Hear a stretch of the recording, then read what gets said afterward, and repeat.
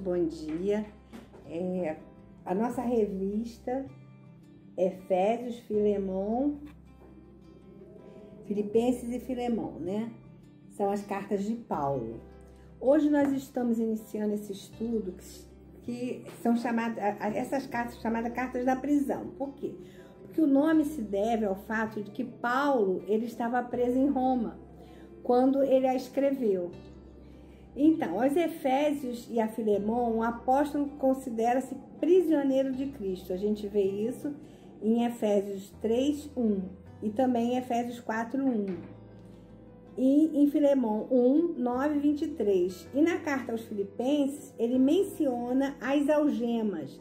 Filipenses 1:7-14. Então, eu gostaria que vocês acompanhassem esse quadro que tem na revista, né? Que dá um panorama das 3 cartas. E nós vamos descobrir, ao chegar ao final da revista, o conhecimento, a sabedoria e o discernimento que essas 3 cartas vão nos proporcionar. Principalmente a nossa vida cristã pessoal. Então, precisaremos falar resumidamente. Gostaria que todos lessem os versículos, né, acompanhasse cada versículo. Devido ao tempo, né, que é um tempo menor, né, nós vamos só citar alguns versículos. Hoje o nome da nossa lição é Bênçãos Espirituais para o Novo Povo de Deus. Então, nós meditaremos em Efésios 1, de 1-14, tá? Então, fiquem aí com a Bíblia aberta, porque nós vamos estar sempre voltando a esses versículos. Então, vou dar inicialmente uma visão panorâmica da carta de Éfeso, porque nós temos o autor, que é o apóstolo Paulo, né? Essa carta foi destinada aos santos que vivem em Éfeso e fiéis em Cristo Jesus. Isso está em Efésios 1:1. E também, né, ela tem como tema central a nova sociedade de Deus, que seria a igreja, e ela foi escrita, como eu já falei, em prisão. Uma prisão domiciliar em Roma, 61 a 63 anos depois de Cristo. Na revista, ela tem um esboço geral da carta de Éfeso, que é proposto pelo autor John Stott, né? E cita sobre a introdução à carta. Depois ele coloca que tem as citações aí, que vocês vão acompanhando. A nova vida que Deus nos deu em Cristo. Os novos padrões que Deus espera da nova sociedade. Os novos relacionamentos marido e mulher. Pais e filhos, senhores e servos, principados e potestade. Agora, dos capítulos 1 ao 3, né, seria a doutrina cristã. Mas dos capítulos de 4 a 6, né, seria falando sobre o dever do cristão. Então, e também ainda tem, nessa visão panorâmica, a saudação, né, que é em Efésios 1 e 2, que fala sobre a graça a vós outros e paz da parte de Deus, nosso Pai, e do Senhor Jesus Cristo. A graça seria saudação em grego, né?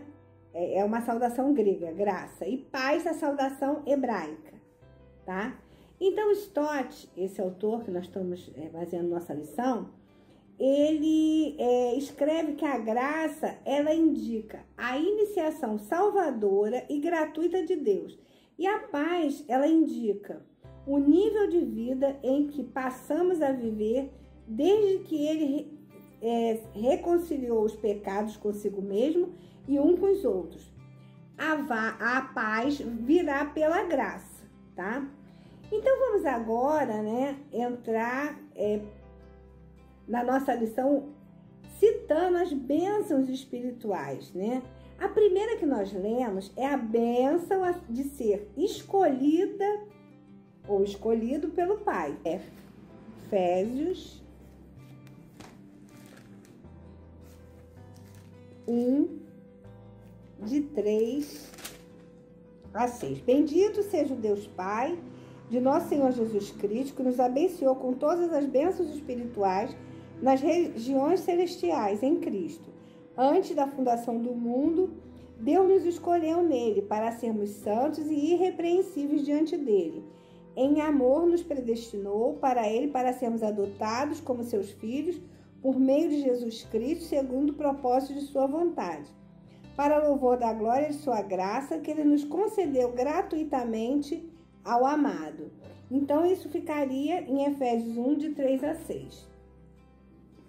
Então, antes que houvesse o mundo, né, Deus já nos escolheu, né? Ele já nos escolheu, ele nos predestinou, ele nos concedeu gratuitamente. Nós lemos isso, né?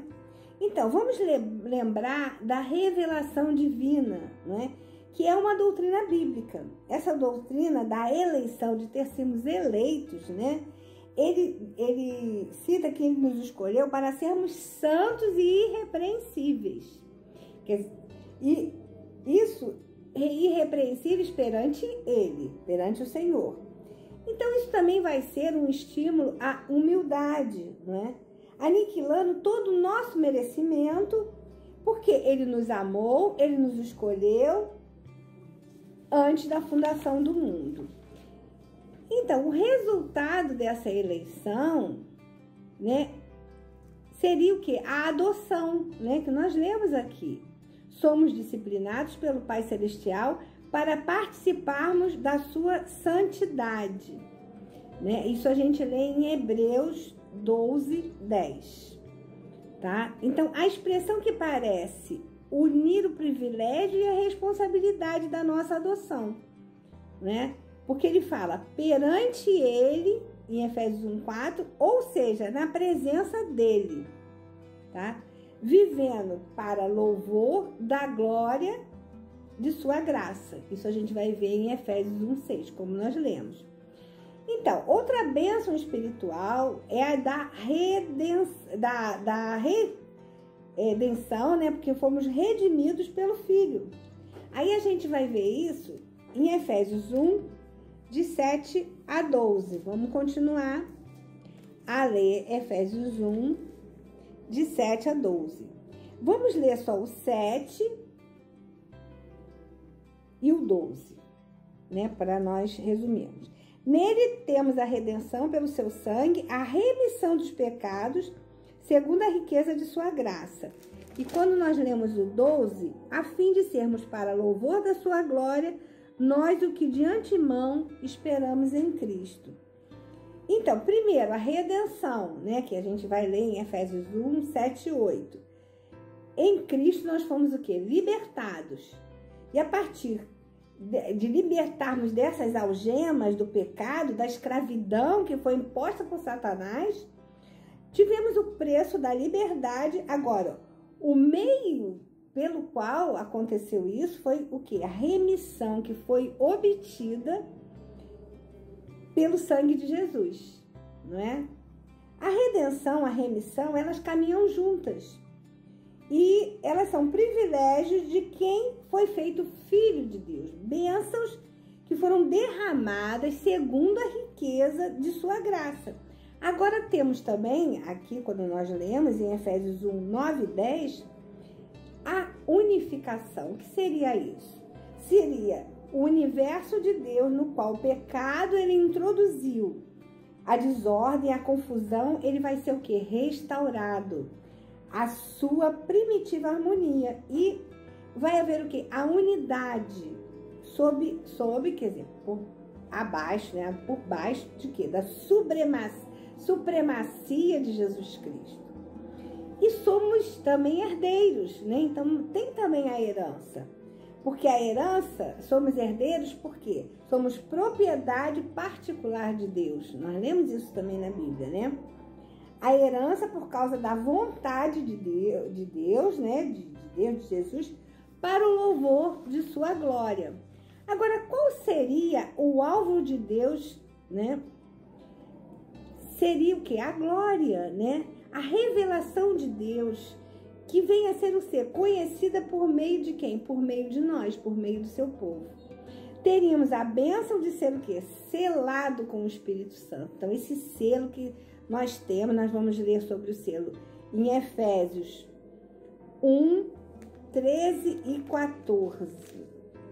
né? E quando a gente lê sobre a questão do selo, nós estamos falando agora sobre a bênção de ser selado, né? Que seria um terceiro item, com o Espírito Santo, não é?